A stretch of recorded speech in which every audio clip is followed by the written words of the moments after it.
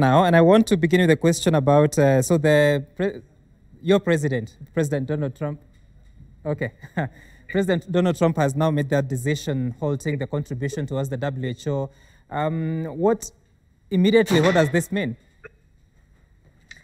First and foremost, Sam, I think this decision is very consistent with the values and the platform of this current administration. When Donald Trump was running for the presidency, he said he will put America first. And this is part of that agenda. However, I think it is a disastrous decision. And this is not a decision that should be made right now in the midst of a global health crisis. We're dealing with COVID-19, a virus which is killing people, right? We have thousands of people have died here in the United States and across the globe, and over 1 million have been infected. So now is not the time to hold funding until further notice. Mm-hmm. Now, to be frank, I do think that somewhere along the way, the World Health Organization did, to a certain extent, did not follow procedures and protocols and did not apply the mandates that have been set forth. However, we must be very mindful that the World Health Organization relies on information from member states. Mm-hmm. It is an organization that receives funding from these various member states, right? Mm-hmm. And we all know this. Who has the power of the purse ultimately makes a decision. So the World Health Organization, in most cases, cannot say any more than what countries have reported mm-hmm. to the organization. It's to the detriment of the organization, and I think that's a structural flaw, and I think that needs to be looked at and revisited to see how do we move forward. There needs to be a reform, but to withhold aid right now in the middle of a global health crisis will be detrimental to not only the global community, but to the United States as well. Mm-hmm. But when the president says that the WHO has sort of mismanaged this situation, is there any credibility in such a statement? Are there things that you've been observing that you'd think would give credence to that statement? I think that statement comes from because I was just on your network a few days ago, and we discussed the lack of transparency when it comes to China as it relates to underreporting the number of individuals who've been infected by this virus, and as well as the number of deaths. So I think that stemmed from the discussion that China has not been transparent. And if you look at some of the statements that have been released by the World Health Organization, they are very similar to the statements released by China. Mm-hmm. But again, I think it is a flaw that exists within the structure of the organization that needs to be revisited, because the World Health Organization cannot provide data that has not been shared with the organization by member states. Mm-hmm. And we have to understand China contributes roughly 40 million. The United States is the largest donor of this organization and so forth. But again, I think there are some structural challenges that must be addressed, but right now is not the time. And I can tell you that the response by the Trump administration has caused a lot of talks in Congress. And a number of the members have condemned his statement and have said that his decision to withhold aid is actually disastrous. And in fact, the chairman of the Foreign Affairs Committee, the House Foreign Affairs Committee, rather, Chairman Engel released a press statement a few days ago condemning that decision. However, what you see the Republicans on April 7th did introduce a resolution on the House floor asking for the step down of the general director of the World Health Organization, as well as withholding funds until further notice. And now with the president having made that statement, what is the word from the Congress in as far as can he go ahead and implement this, or can Congress stop it? Congress has the power of the purse, right? Congress, the Appropriations Committee, is responsible for foreign assistance to organizations such as the World Health Organization and many other organizations like USAID and this, obviously the State Department and so on, that provide assistance and resources to nations. But what we've seen with this administration is that, even though Congress has the power of the purse, but our Constitution gives the president so much leeway and so much room to make unilateral decisions, to the point where, yes, the Constitution says one thing, that Congress has the power of the purse, where in fact the president can sometimes do something otherwise. But what I can tell you is that the Democrats are not happy with this decision. They do say, however, that the Director General should be held accountable, but to withhold aid at this critical time, it will be disastrous for the global community, and in particular the continent of Africa.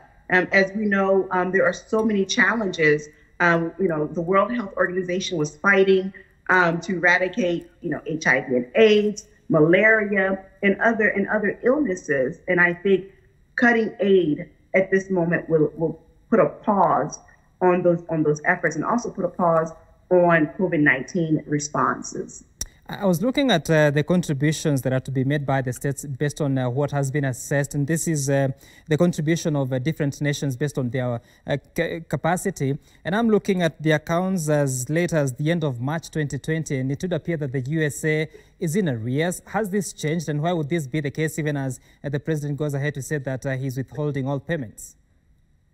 Well, I have not looked at those documents that you have in front of you. But what I can tell you is that every year Congress passes the state foreign budget bill, which appropriates funds to various countries all over the world, as well as, the funds usually don't go to governments.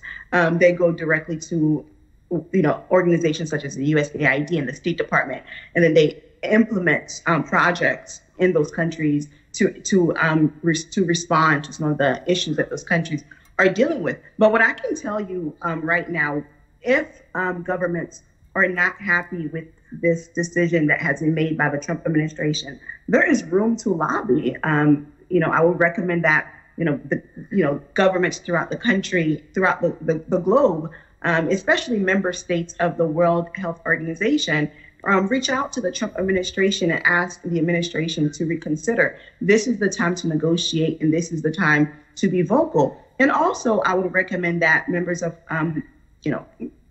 perhaps the government in Kenya contacts Karen Bass, who is the chair of the Congressional Black Caucus, and she chairs the Africa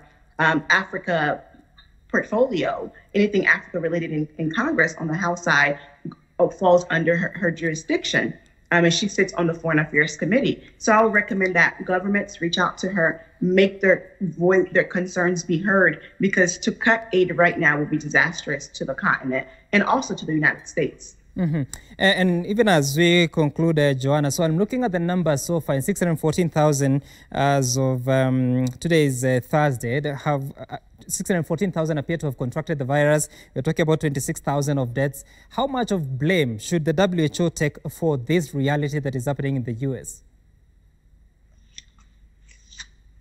Again, like I said earlier, the structural challenge that exists within the organization is that the organization must rely on data from member states. The organization relies on data sharing, relies on working closely with its member states, right? So if a state gives you a certain data, you have no, to a certain extent, you have to take it for face value. However, what I can say is that the United States government has what you call the intelligence community. CIA agents are all over the world. And that's one of the reasons why America is one of the most powerful countries in the world, is our ability to gather data and gather information from our allies and also our enemies. So my question is, what were folks from the intelligence community doing in China, right? Because as the richest country in the world, you cannot rely on other states to provide you with data that is essential to your national security and the health and safety of your citizens. You can't rely on just that. You have to do your own due diligence, and that's why you have the CIA, you have so many other intelligence entities that are on the ground in various countries to collect data. So we can't just blame China, right? Nor the World Health Organization. I think at some point the United States government has to take responsibility. Where did the country go wrong? We cannot rely on other states to provide us with data that are critical to the development of our nation, to the security of our country, and to the health and safety of the citizens. We just cannot. Okay. All right. Finally, Johanna, so we saw the president a few days ago saying that he has total authority to control how affairs are being conducted in the states, rather, and especially to do with the reopening of the economy. He's very confident, saying that that can happen as soon as 1st of May. When you look at the pandemic in the U.S. with 614,000 cases so far, do you see a possibility of reopening the economy as soon as less than 2 weeks to come? Well, let me tell you this. First and foremost, there is a clear separation between state and the federal government.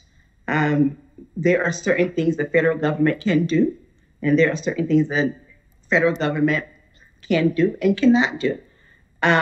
One of the weaknesses of being a democracy is that oftentimes it takes time for things to happen, right?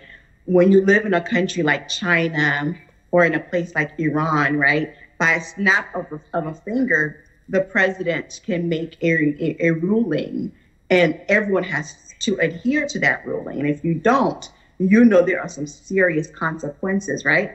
Well, in the United States, it doesn't quite work that way. The president does not have total control as to what happens in all 50 states in America. Now, what I can tell you is that there are certain states that are not as impacted as others. So those states could potentially open back up sooner than others, right? But a place like New York City can't possibly open up in the next 2-3 weeks. That would be disastrous. It would only lead to more death, right? But I do agree that the entire country does not have to be at a complete standstill if we do enough testing. Now, this is going to require additional testing, because testing will tell you where the hot pockets are when it comes to the virus, and you can send your resources to those areas accordingly. But again, on a national scale, I don't think all states will be open up for business. It's wishful thinking, but I think some states will definitely open up in the coming weeks because they're just not as infected nor impacted. And even when those states are opened up, I think there will be some precautions. Okay. There will still be some level of social distancing. And in fact, I don't think our lives will go back to what it once was. I think our lives will forever be changed by this virus. Indeed, that's the reality with the virus. Thank you so much, Johanna, for speaking to us, of course, to respond to some of those concerns, specifically about the halting of contributions from the U.S. to the WHO. Asante sana. Thank you very much, Sam. Have a good one. Bye-bye.